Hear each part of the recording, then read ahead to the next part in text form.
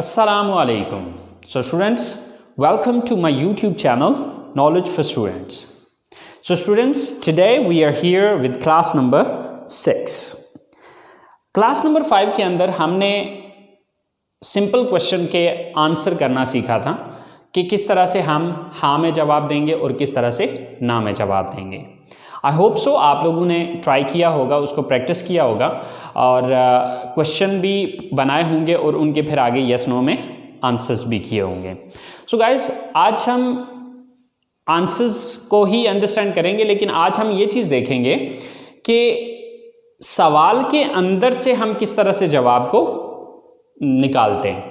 Mean to से कि just जो क्वेश्चन हमसे पूछा गया है उसी क्वेश्चन के अंदर एक से दो लफ्ज़ों के अंदर चेंजिंग करके आप उसका आंसर किस तरह से बनाते हैं। देखिए, ज़्यादातर हमारे सवाल का जवाब हमारे सवाल के अंदर ही मौजूद होता है, जस्ट हमें एक से दो चेंजेस करके उसको आंसर में कन्वर्ट करना होता है। तो चले आए स्टार्ट करते हैं कि किस तरह से। सो स्टूडेंट्स, ये कुछ सेंटेंसेस हैं, कुछ क्वेश्चंस हैं, तो चले आए देखते हैं कि हम इन क्वेश्चंस के आंसर इन्हीं क्वेश्चंस के अंदर से किस तरह से निकालेंगे।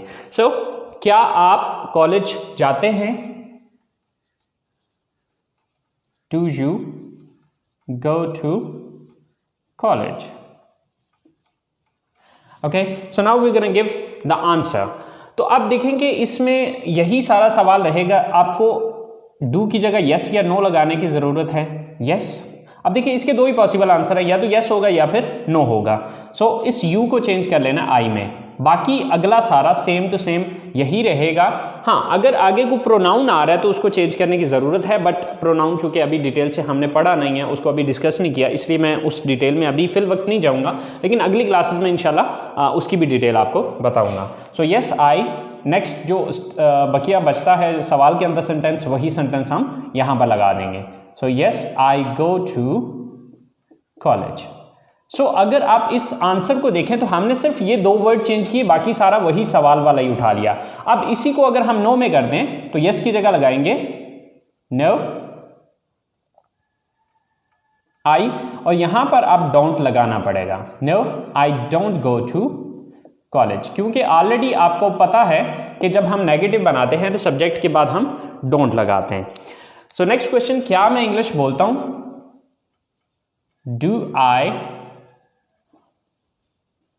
Speak English? क्या मैं इंग्लिश बोलता हूं? अब गाइस यहां पर एक चीज याद रखनी है कि अगर सवाल के अंदर सब्जेक्ट यू आ रहा है तो उसको आई में चेंज करेंगे, और अगर सवाल में आई आ रहा है तो उसको यू में चेंज करेंगे। सो जैसे कि डू की जगह यस, यू को सॉरी आई को चेंज किया यू में। Yes you speak English. Yes you speak English. अब अगर नो में यही आंसर करना है तो यस की जगह नो लगा दें यू, और आगे आपको पता है कि सब्जेक्ट के बाद डोंट लगाना है। Yes sorry no you don't speak English. No you don't speak English. Next question is, क्या हम क्रिकेट खेलते हैं?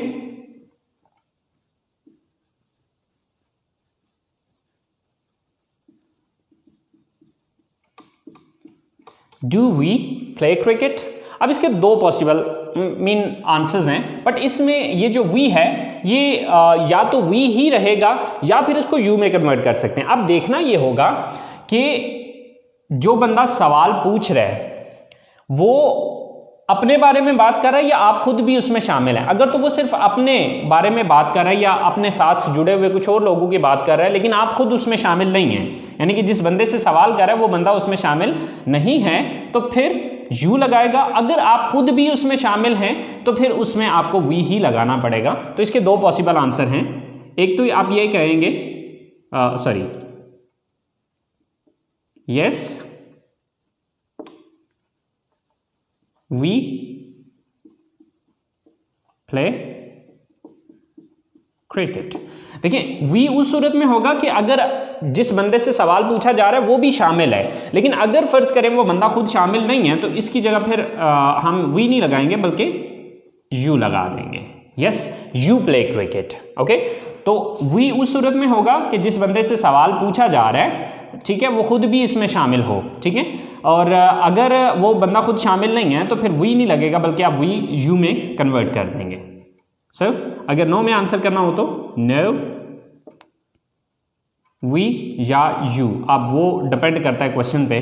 सो don't play cricket, okay. So no, we are you don't play cricket. So हमारा next question है, क्या वो किताबें पढ़ते हैं? Do they read books? Do they read books? So do की जगह yes, next same to same, they read books. और अगर आप इसी को नो में लेके जाते हैं, no they don't read books.